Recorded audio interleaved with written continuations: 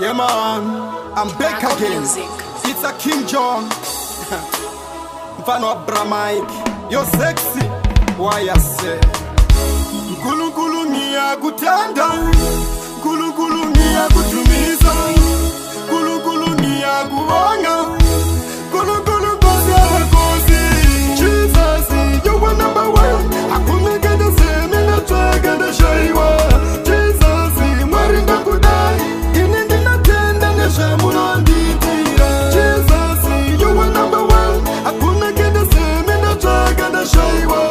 Jesus, marinda kudai inindi na tenda na shamuna nditira. Saka marindi no fara wakuga ne mingo batose bando fuga mandichina mata. Dino ziva kutindimi muna minduro. Dino ziva kutindimi muna ndifata. Dino na matira vese vakandi makam. Dino na matira vese vasigandi.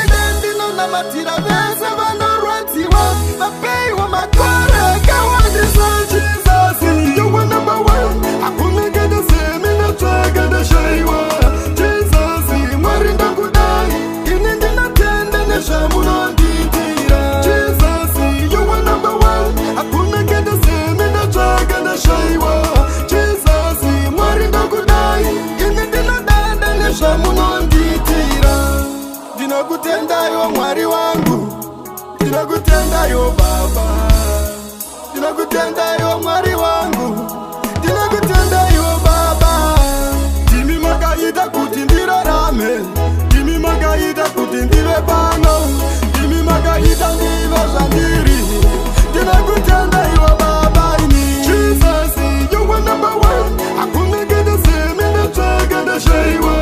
Jesus, marinda kudai inindi na tenda na shamuna nditira. Jesus, you are number one. Hakuna gada seme na twa gada shaiwa.